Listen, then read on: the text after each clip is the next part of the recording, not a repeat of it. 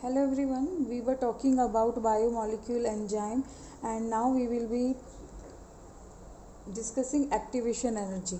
To understand the concept of activation energy, we need to know how enzyme works. Substrate binds with enzyme to its active site. Then enzyme substrate complex form. After that substrate में कुछ जो substrate की bonding है उनमें या तो वो break होंगे या तो लाइसिस होगा या फिर मेकिंग होगी कोई अदर बॉन्ड्स की, और उसमें क्या चेंजेस होके सबस्ट्रेट किस में कन्वर्ट हो जाएगा, प्रोडक्ट में। तो सबस्ट्रेट प्रोडक्ट में चेंज हो गया, उसको जो एनर्जी रिक्वायर है यहाँ पे that is called activation energy.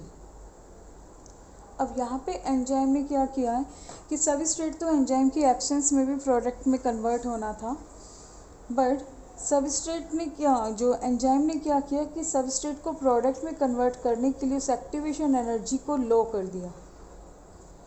We can understand this process by this graph. Suppose यहाँ सबस्ट्रेट है,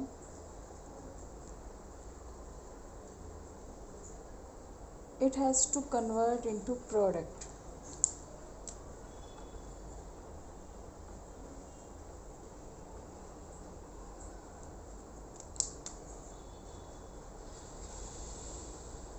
So transition stage I think it's not visible, wait। तो यहाँ पे जब सबस्ट्रेट में उसमें चेंजेस आ रहे हैं बॉन्डिंग में, तो जो ये स्टेज होती है जिसमें वो प्रोडक्ट में कन्वर्ट ही होना होता है that is called transition stage. इस स्टेट में आके जो सबस्ट्रेट है वो प्रोडक्ट में कन्वर्ट हो जाता है। अब विदाउट अगर हम देखें एंजाइम्स तो ये एक्टिवेशन एनर्जी इतनी है, एक्टिवेशन एनर्जी विदाउट एंजाइम।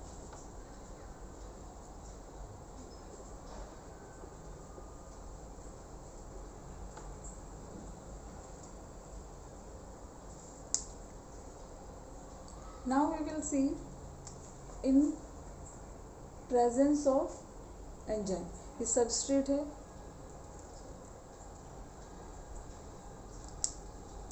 ये प्रोडक्ट की ये सबस्ट्रेट है वो प्रोडक्ट में कन्वर्ट हुआ, और यहाँ पर ये क्या है, ट्रांजिशन स्टेज में आने के लिए एक्टिवेशन एनर्जी। तो ये जो ब्लू लाइन है it represent activation energy. Activation energy क्या है, देखिए सबस्ट्रेट को हाई एनर्जी रिक्वायर है, सबस्ट्रेट को हाई एनर्जी लेवल यानी उतनी एनर्जी रिक्वायर है कि उसकी चाहे वो बॉन्ड्स हैं जो उनमें ब्रेकिंग होगी जिससे वो प्रोडक्ट में कन्वर्ट होगा, that is called activation energy. तो activation energy with enzyme, then you would notice कि किस में एक्टिवेशन एनर्जी लो है, in the presence of enzyme. तो यहाँ पे एंजाइम का क्या रोल था कि सबस्ट्रेट को जो एनर्जी रिक्वायर है to change into product that is called activation energy, enzymes ने उस एनर्जी को क्या कर दिया, लो कर दिया, और जो टाइम लग रहा था यानी जो रिएक्शन में प्रोग्रेस होनी थी वो फास्ट हो गई, यानी रेट ऑफ रिएक्शन क्या हो गई, इंक्रीज हो गई, टाइम कम लगा। यहाँ पे आपने नोटिस और किया होगा कि जो सबस्ट्रेट है वो अपर लेवल पर है और प्रोडक्ट है वो लोअर लेवल पे आया है। एक्चुअल में क्या होता है कि सबस्ट्रेट जो है उसको हाई एनर्जी रिक्वायर होती है टू चेंज इनटू प्रोडक्ट, ठीक है। तो ये वो एनर्जी होती है that is called potential energy. तो सबस्ट्रेट जो है उसको एक्स्ट्रा एनर्जी रिक्वायर होती है, तो उसकी प्रोडक्ट जो पोटेंशियल एनर्जी है, चाहे वो रिएक्शन एक्सोथर्मिक है या स्पॉन्टेनियस रिएक्शन है, तो सबस्ट्रेट रिक्वायर्स मोर एनर्जी, चाहे वो इसकी खुद की एनर्जी हुई, सबस्ट्रेट की सेल्फ एनर्जी भी है टू चेंज इनटू प्रोडक्ट। तो सबस्ट्रेट जो है ये ऊपर लिया है और प्रोडक्ट लो लिया है। और आपको ये ग्राफ जब ड्रॉ करना है तो एक बार ध्यान रखनी है कि ये जो इन द जो प्रेजेंस ऑफ एंजाइम ये लोअर जो आपको शो करना है एक्टिवेशन एनर्जी को, और इन एब्सेंस ऑफ एंजाइम ये लोअर ये जो activation energy it requires maximum energy. Clear. तो सबस्ट्रेट यहाँ पे कन्वर्ट हो गया प्रोडक्ट में। कंसेप्ट आया समझ में। एंजाइम ने क्या किया, एंजाइम ने सबस्ट्रेट को प्रोडक्ट में चेंज करने के लिए एनर्जी को कर दिया लो टाइम भी लग गया कम, जिससे रेट क्या हो गई,